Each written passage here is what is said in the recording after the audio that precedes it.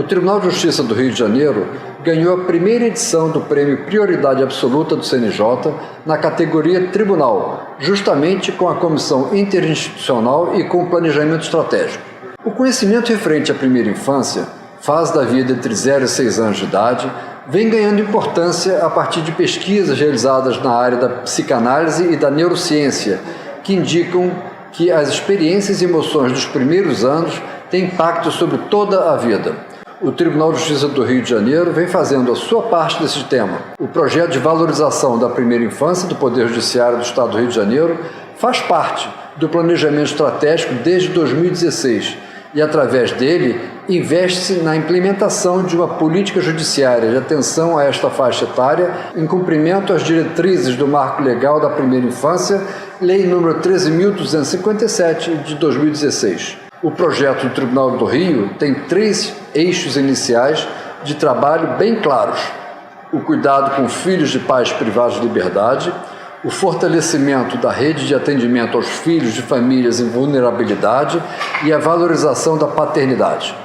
Para conquistarmos a igualdade de direitos e a justiça social tão esperada, é preciso cuidar do início da vida. Os investimentos na primeira infância são, portanto, a principal e mais profunda fonte de mudanças no cenário atual de injustiças e violência. Bom, o tribunal começou há muitos anos com 2 psicólogas que trabalhavam na primeira vara da infância aqui da capital, que começaram a se interessar por essa temática da primeira infância e sobre a temática envolvendo o seu trabalho cotidiano, no atendimento das famílias vulneráveis, no atendimento da adoção. Em 2015, nós assumimos a presidência da Comissão da Infância do Tribunal de Justiça. Nessa época, nós, sabendo da iniciativa delas, nos aproximamos e uma dessas psicólogas aceitou o convite para vir trabalhar conosco na Sevis. Nós fomos convidados pelo Unicef para uma Semana do Bebê dentro do sistema prisional. E representando o Poder Judiciário, comparecia ao evento em novembro de 2015. E lá chegando, nós encontramos cerca de 20 a 25 bebês com suas mães na unidade materno-infantil e sabíamos da existência de mais 45 grávidas aproximadamente na unidade do Talavera Bruce. A unidade materno-infantil é uma unidade anexa ao Talavera Bruce. Saí dali convencida de que deveria falar com o nosso presidente à ocasião sobre a necessidade de fazermos algo em torno dessas crianças, tentando conectar o sistema de execução penal do Rio de Janeiro, criminal, com o sistema da infância. Passou o mês, 2, no dia 8 de março de 2016, quer dizer, 4 meses depois desse encontro que nós tivemos lá da Semana do Bebê, foi promulgado o Marco Legal da Primeira Infância, Lei 13.257. E aí, nesse momento, a gente, estudando o Marco Legal, a gente percebeu que havia condições de implicar o Poder Judiciário nas ações intersetoriais, na construção de uma política pública nacional em prol de crianças de 0 a 6 anos. Lemos o Marco Legal e, naquele momento, elegemos 3 eixos, e aqueles 3 eixos estruturaram o projeto estratégico do Tribunal desde 2016. Bom, a gente tem pouca oportunidade de conversa com a rede, numa conversa um pouco mais horizontalizada. Geralmente a rede se refere, a rede de proteção à criança, o sistema de proteção à criança se refere ao tribunal de maneira mais vertical, nos casos concretos, em razão das decisões judiciais. Nós percebíamos que havia ali um vácuo e era importante que nós criássemos um espaço de conversa para que essa rede compreendesse melhor os limites da nossa atuação e as características do Poder Judiciário nessa área e para que nós também compreendêssemos melhor essa rede. Quando nós falamos de rede, falamos de educação, de saúde e de assistência social e falamos do próprio sistema de justiça, o Ministério Público, a Defensoria Pública e todas aquelas outras instituições, muitas vezes organizações não governamentais, o próprio Unicef, que trabalham na construção de políticas para a infância. Então, esse espaço de conversa, de aproximação, em que o tribunal se apresenta coloca as suas questões, as suas características na construção de projetos internos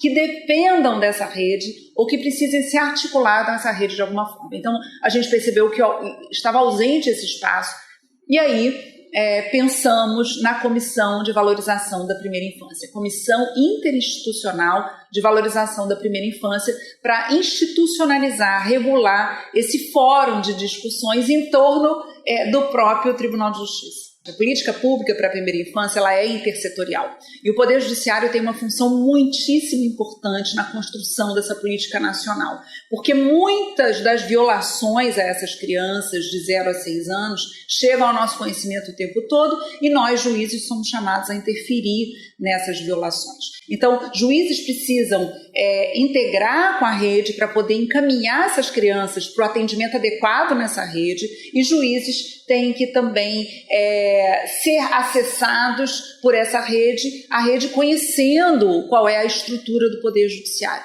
Então, é nesse momento que a gente entendeu que esse espaço, digamos, de gestão de política pública judiciária na área da primeira infância e judiciária não só, porque como o judiciário é muito importante para a construção nacional dessa política, ele ocupa esse espaço da gestão que não tem relação com a prestação jurisdicional estrito sensu, quer dizer, os juízes ali que participam dessa comissão, eles não são juízes de infância necessariamente, ou criminais, ou eles são juízes que trabalham na articulação num lugar de gestão do próprio projeto. Os bebês nascem no sistema prisional, suas mães são presas enquanto grávidas ainda e os bebês nascem nesse sistema.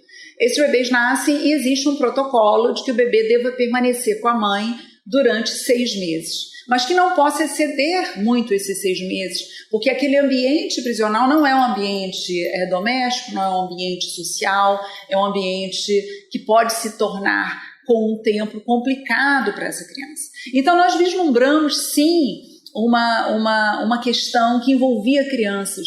É a questão de o juiz da vara de execuções penais e o juiz criminal saberem da existência desse bebê. Porque como o processo criminal e o processo de execução penal, ele se preocupa com a pena, com o fato criminoso e com a execução da própria pena, esse fato humano de essa mulher ter tido um bebê dentro do sistema nem sempre chegava essa informação para o juiz, por exemplo, da execução penal, para ele saber que isso acontecia. Por que a gente diz que havia violação?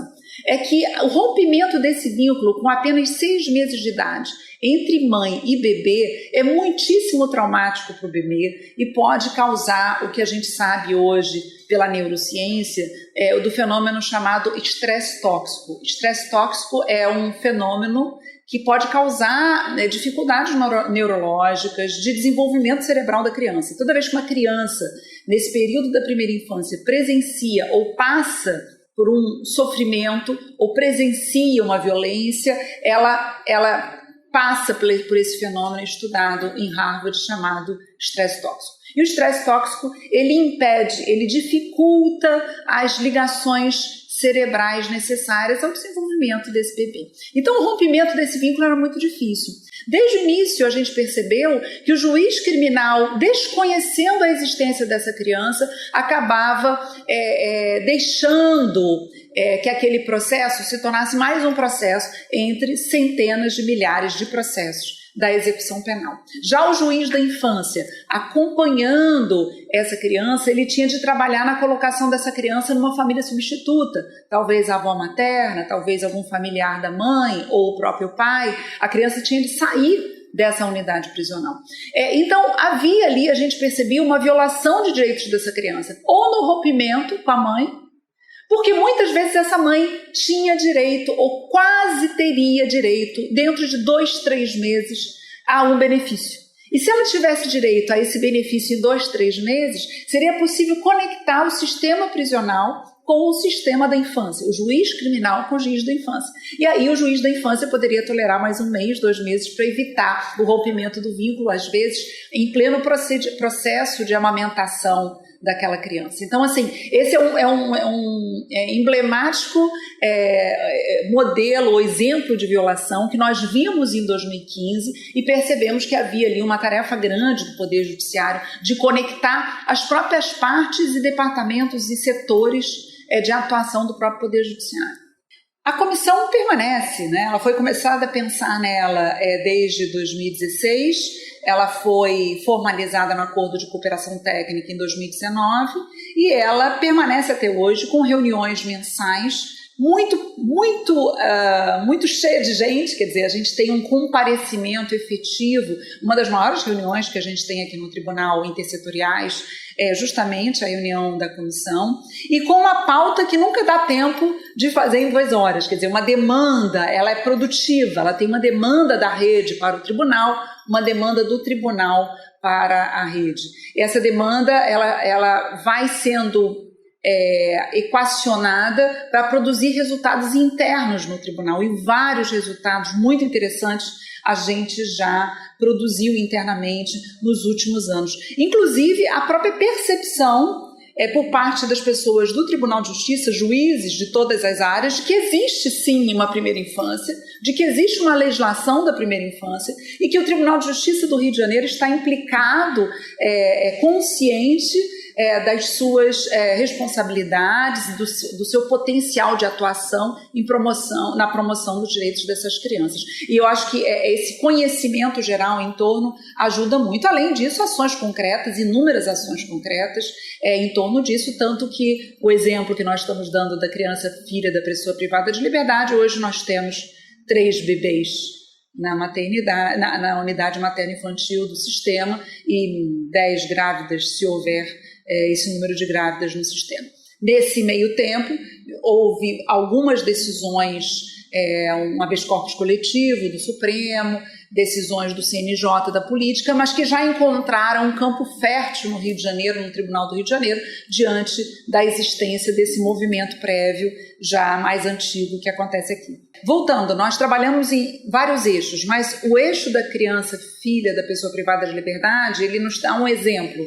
O exemplo que nós temos aqui de um projeto, de um grupo de trabalho da comissão, que está trabalhando há anos num piloto para acompanhar essas crianças filhas de mães privadas de liberdade no território, vinculando, conectando o Sistema Único de Assistência Social, conhecido como SUS, o CRAS e o CREAS da região do território onde essa criança está, com aquela mulher presa da SEAP, que é um sistema estadual. A SEAP é um sistema, a Secretaria Estadual de Administração Penitenciária é uma secretaria estadual. Então existe uma dificuldade muito grande de relação entre o sistema estadual de execução com o sistema municipal de assistência.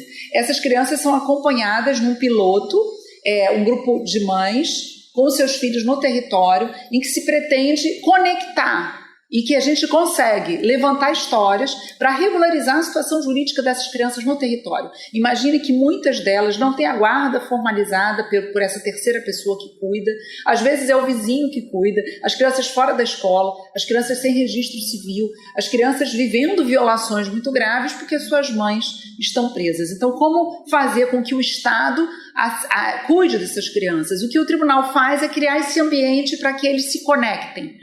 E isso em benefício do próprio Tribunal de Justiça, porque essa criança, ela é uma criança que vira criança da vara da infância, vulnerável.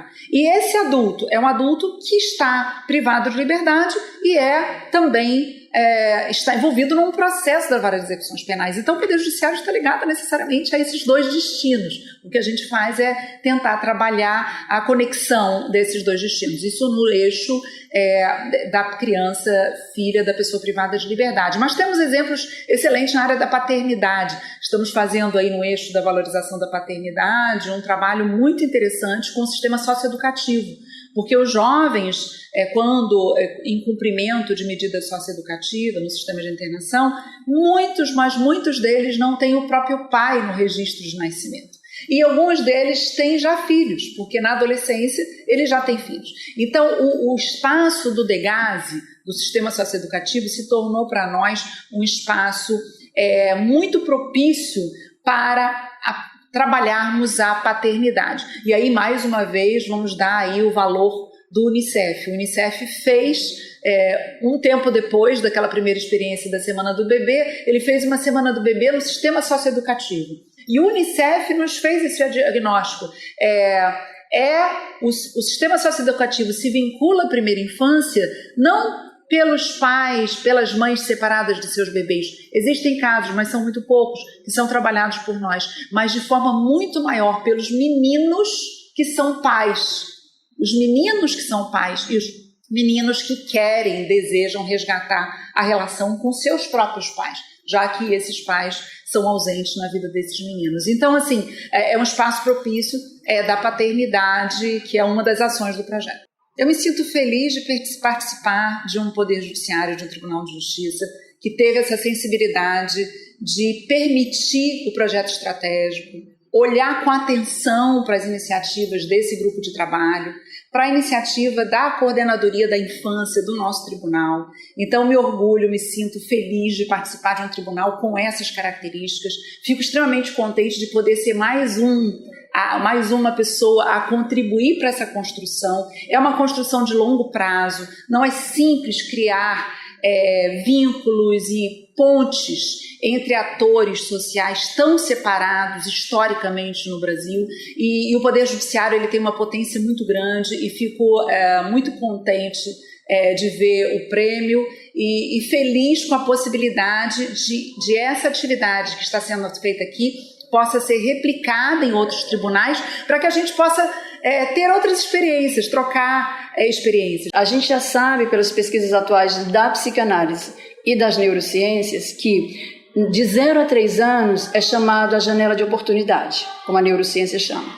Então, é nesse período que o cérebro da criança mais se desenvolve, mais acontecem números de sinapses que são importantes. À medida que a gente vai crescendo, esse número vai sendo reduzido por uma necessidade mesmo do próprio funcionamento biológico do humano, enfim, isso é esperado.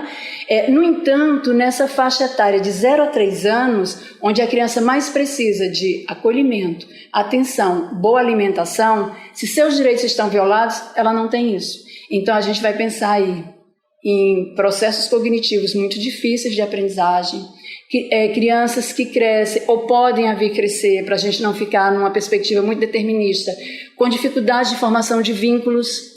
Se ela tem dificuldade de formação de vínculos, porque esse vínculo, de alguma forma, com esse adulto pode estar fragilizado, numa escola, à medida que ela vai crescendo, ela tende a ser uma criança com alguns tipos de comportamentos que podem ser facilmente diagnosticados como sintomas, por exemplo. Isso vai acarretando problemas na relação afetiva, em casa, na escola e no social. Então, só pensar na questão do vínculo, a gente já teria, assim, um grande tema a se debruçar sobre, porque formação de vínculos implica lutar para que crianças de 0 a 6 anos, ou crianças na primeiríssima infância, pelo menos, tenham seus direitos garantidos, seja de fato a prioridade absoluta. Então, pensar na violação de direitos, ou lutar contra essa violação de direitos, é garantir uma sociedade mais justa, mais igualitária, sujeitos respeitando as diferenças entre si. A primeira coisa que a sociedade impõe nesse paradigma que nós vivemos é que o cuidado é especialmente das mulheres. Então a gente já tem aí um equívoco, porque os homens são afastados desse direito também de desenvolver a sua afetividade. Então o homem fica afastado geralmente dos filhos, nessa perspectiva do afeto, e sobrecarrega-se a mulher somente nos cuidados. No caso de uma mãe que está separada do seu filho, ela está no sistema prisional, o que acontece? Essas mulheres, elas tendem a diminuir o contato com seus filhos, porque elas são avaliadas negativamente pela família e pela sociedade. Então é como se essa mulher ela fosse menos mãe do que outras mães, só porque ela cometeu um delito. Ela é mais vista pelo delito que ela cometeu do que pela capacidade de afeto que ela pode ofertar ao seu filho. Então, as crianças geralmente não a visitam nos presídios, esse vínculo tende a ficar cada vez mais distanciado e mais esgaçado. Quando a gente pensou nessa possibilidade do projeto Amparando Filhos, foi especialmente pensando como evitar esse esgarçamento dos vínculos, ou nos casos em que essa mulher está há muito tempo sem receber visita dos filhos, como é que a gente pode atuar nesse grande coletivo, resgatando esse vínculo. Então, quando a gente pensa nessa sobrecarga da mulher nos cuidados, a gente acaba tirando o homem, que ele tem um papel importante, né, no núcleo familiar, e a gente também precisa pensar muitas vezes que essas mulheres também são mulheres que compõem as chamadas famílias monoparentais. Olha, a implicação é o seguinte: nós vivemos numa sociedade que nós somos oriundos de um par parental.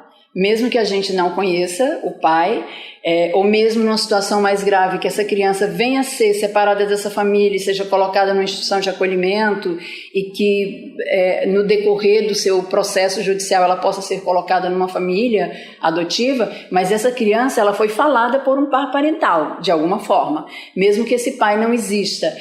No entanto, essa ausência desse terceiro já sobrecarrega essa mulher.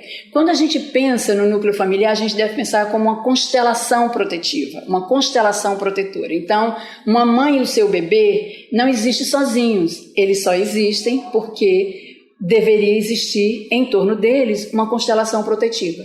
O que seria essa constelação protetiva? É exatamente uma figura de um terceiro. Pode ser o pai, o esperado é que seja esse pai, e que ele se coloque de forma aberta e acolhedora, acolhendo essa dia de mãe e bebê. Em algumas famílias, essa figura falta, né? E muitas vezes ela não só falta do ponto de vista físico, porque não está ali ou porque não está reconhecido numa certidão de nascimento, mas ela também não é falada por essa mãe. Então é como se fosse um fantasma na vida dessa criança. Então essa criança pode vir crescer, é claro, sempre com esse cuidado não determinista, né? Mas assim, pode ser que essa criança ela vá se desenvolvendo com esse fantasma que não é falado. Isso dá margem às fantasias infantis, né? Ela tem um terceiro na história dela que não é falado, que se passa ali como se fosse um fantasma ou não dito. Então pode ser que essa criança de alguma forma venha trazer alguns tipos de comportamento em busca, digamos assim, desse objeto amado e perdido. Claro que se essa mulher ela está um pouco mais estruturada, mesmo que não exista a figura paterna, mas esse pai pode ser falado, essa mulher tem condições de falar sobre esse pai, essa criança, isso vai ajudar muito a criança, ou essa constelação protetiva dessa mulher pode ajudá-la muito a superar essa falta aí nessa relação familiar. Então, só para a gente entender que as coisas têm efeitos, mas que a criança também tem uma plasticidade incrível de se reinventar a depender dessa constelação protetiva que ela encontra. Bom, na comissão a gente tem esse grande coletivo formado por várias entidades, né, órgãos públicos, sociedade civil e universidades. Cada projeto desse conta com vários órgãos e profissionais, então o acompanhamento é feito na rede, a exemplo da mãe privada de liberdade, pelo projeto Amparando Filhos. Então, as reuniões são mapeadas, né? É mapeado aquela mãe, onde está aquela criança, porque há casos que existem separação. Às vezes há casos em que é possível, né, combinar o processo penal com o processo da vara de infância. Há outros casos, a depender do tipo de pena, isso não é possível.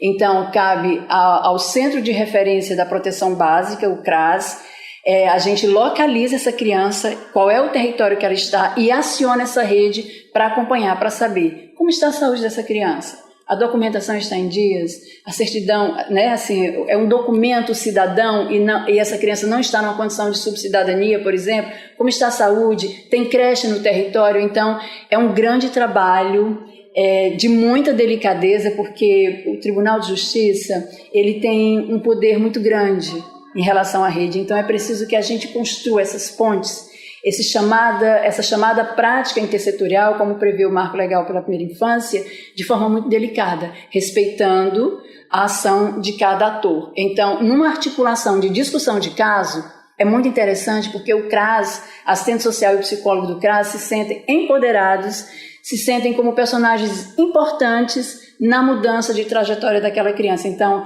a Comissão de Valorização da Primeira Infância tem essa delicadeza da gente tecendo, né, como uma costura, como um bordado, com cada ator, convidando para uma discussão, mas cada um no seu papel, ajudando, e aí todo mundo se sente importante, porque todo mundo se sente contribuindo, digamos assim, na prevenção, né, um trabalho de prevenção na vida dessa criança. E eu